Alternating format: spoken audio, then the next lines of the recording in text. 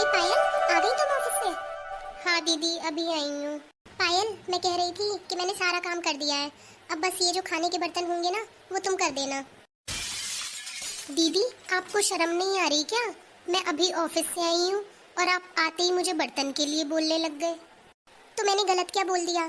तुम ऑफिस से आई हो, मैं भी तो सारा दिन खाली नहीं बैठी ना, काम ही कर रही थी। और मैंने तुम्हें एक टाइम के बर्तन के लिए क्या बोल दिया? तुम मुझ पे गुस्सा हो रही हो।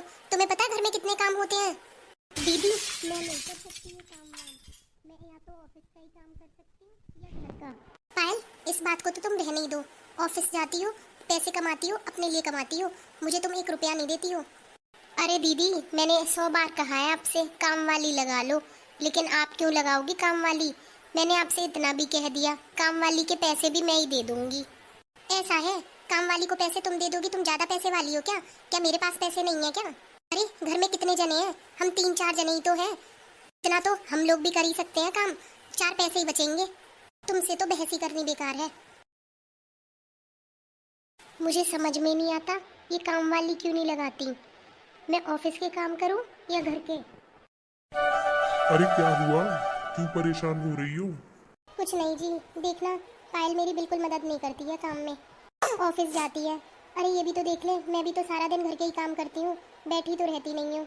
अरे यार, क्या इन सब घरेलू मामलों में मुझे इन्वॉल्व कर रही हो? और प्यार से समझाओ, से समझ जाएगी। सोने दो। क्या उलझुलूल बातों पे परेशान होती रहती हो? मेरी तो इस घर में कोई सुनता ही नहीं है।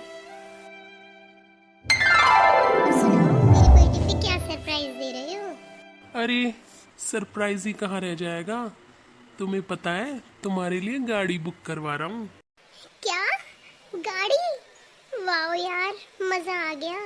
लेकिन भाभी को मत बताना, क्योंकि वो तो मुंह फुला के बैठ जाएंगी।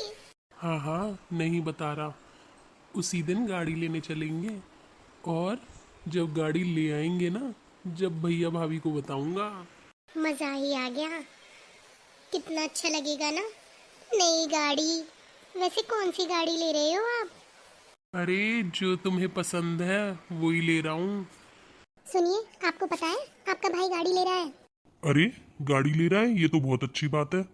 और तुम क्या इस बात से दुखी हो कि मेरा भाई गाड़ी ले रहा है? मैं इस बात से नहीं परेशान कि तुम्हारा भाई गाड़ी ले रहा है। मैं इस बात से परेशान हूँ कि उसने तुम्हें बताना भी जरूरी नहीं समझा। अरे एक बार तो बोल देता कि भैया मैं गाड़ी ले रहा हूँ, या भैया मैं गाड़ी कौन सी लूँ। कुछ आपसे भी तो डिस्कस कर ही सकता था। तुम्हारी अब इस घर में यही इज्जत रह गई है। माँ बाप के जाने के बाद तुमने अपने भाई बहनों को पढ़ाया लिखाया, अरे अपना करियर तक दाव में लगा दिया तुमने। आज एक बार भी उन्होंने पूछना तक जरूरी नहीं समझा। एक बार को बताना भी जरूरी नहीं समझते कि भैया हम गाड़ी ले रहे हैं। अरे हमें भी तो खुशी होगी कि तुम्हारे भाई बहन तरक्की करें। 6 महीने आए हुए हैं उस लड़की को, और पूरे घर का माहौल उलट पुलट हो गया है। अपनी सेल्फ रिस्पेक्ट का कुछ लेना देना नहीं है, लेकिन मुझे तो है ना। सब कुछ उस लड़की के इशारों पर हो रहा है। हर कोई उसके इशारों पर नाचता है, लेकिन कोई उससे कुछ भी नहीं कहता। उससे कोई घर का काम नहीं होता, मेरे किसी काम में मदद नहीं होती, ना कभी ऑफिस की छुट्टी करती वो। और फिर भी उसका आदमी मुझे ही बोलता है। आप चुप रहना और तमाशा देखना। जैसे आपकी कोई इज्जत नहीं करता, कोई मेरी भी इज्जत नहीं करेगा। जा रही हूँ मैं काम करने, आपसे तो कुछ भी कहना बेकार है। पायल, वैसे भी तुम कुछ नहीं करती, कम से कम इतनी शर्म लिहाज तो कर लिया करो कि अपने झूठे बर्तन खुद धो दिया करो। दीदी, मेरे पास ना इतना टाइम नहीं है। आज मेरी बहुत ज़रूरी मीटिंग है, मुझे ऑफिस टाइम से जाना है। मैं ही अगर बर्तन साफ करने लग गई ना, तो मेरा ऑफिस भी छूट जाएगा। तो मैं क्या तुम्हें इस घर की नौकरानी लगती हूँ क्या? मैं ही सारे काम करती रहूँ? दीदी, आपसे 100 बार बोला है काम वाली लगा लो, मैं पैसे दे दिया करूँगी। लेकिन आपको तो जिद है ना कि इस घर में काम वाली नहीं लगनी चाहिए। तो रहो आप इस घर में, मैं इस घर से जा ही रही हूँ। मैं इनसे बोलती हूँ कि कल ही घर देख ले। इस घर में मेरी भी यही इज्जत है, मुझे ही सुनना बाकी रह गया था यही सब। जाती है तो चली जा, मैं भी देखूंगी कैसे घर और ऑफिस दोनों मैनेज करेगी।